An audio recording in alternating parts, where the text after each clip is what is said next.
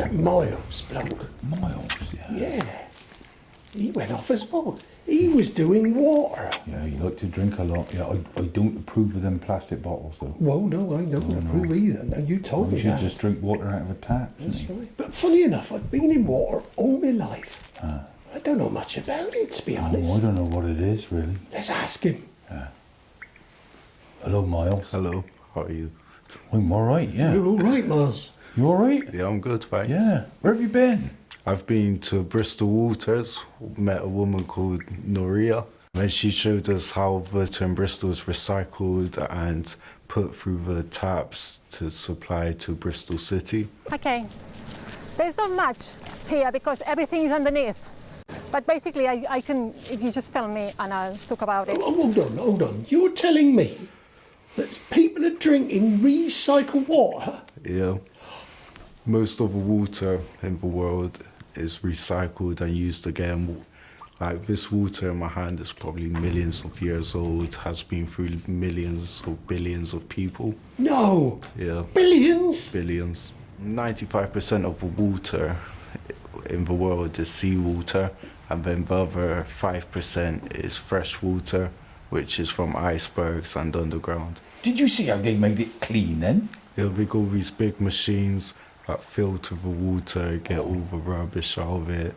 So, Miles, come on. Yeah. You were sitting on the riverbank with somebody we know. Yeah. Who was it? Her name was Mariana. What did she tell you about? Well, she told us the sailors used to get in their boats and chuck their dogs in the river. What river was that then? The Severn. Oh, the Severn? Oh, well, that's close by, isn't it? Why it's so interesting is that it makes us realise that actually it's not just nowadays that people meet up and celebrate the arrival of the boar, that this is a really historical practice, and that people were doing it back in the 1770s in their own specific ways. So in Gloucester, his account says, "Here are commonly some men in boats to meet the tide, and some dogs are thrown just as it comes in to observe their howling and distress." Why did they put them in the Severn then? They used to chuck the dogs in there to measure the speed, the push of a Severn bull. When they rescued the dogs afterwards? I hope so, yeah. Oh, Yeah, we hope so. Otherwise we'd be a bit barking mad, wouldn't it? Wouldn't they? Very, that's a nice one. But what else did you learn then, Miles? You must have learned something else.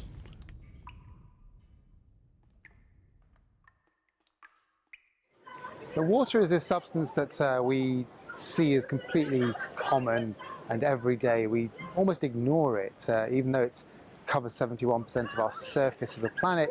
It makes up 2/3 of your body, and in a sense you go through life not really thinking about it very much, apart from perhaps when you're thirsty. But there is something interesting about water. If you look at it from a slightly more nuanced point of view, you realise that this is a very, very strange substance. We can go an awfully long time without food. We can go barely 3 days without water. And the same applies to the planet. And it's an interesting point that the Earth is 70% water, and so is the human body. There's a sort of corollary between the planet and the human body. It's almost as if human bodies are little microcosms of the Earth, a fractal of the Earth.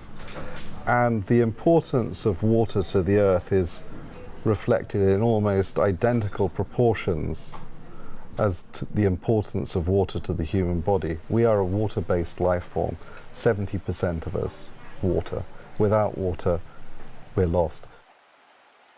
We've come to the conclusion that it's a very, very common molecule, not just on Earth, but also in the rest of the universe. It exists on almost every body in the solar system, all the way from Mercury, which is the closest planet to the Sun. It shouldn't exist there because it's far too hot.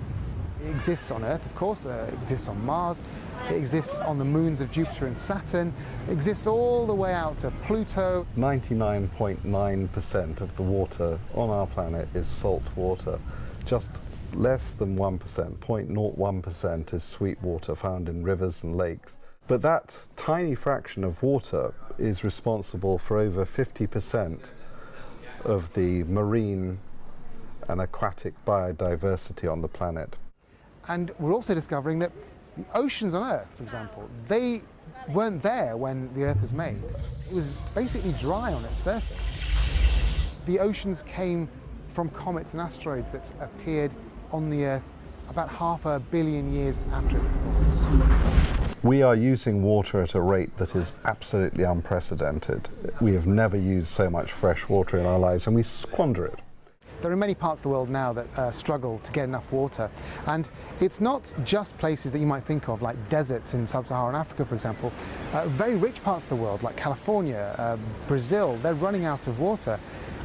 And it says two things. One, just how embedded water is in our lives. It's not just about our thirst, and it's about growing our food, it's about making our products. All these things require water. It's embedded in all those things. But also, it's just the fact that we don't manage it very well, that we're running out in all these places. And as the Earth warms because of climate change, we're going to see more and more places like this that don't have enough water to live.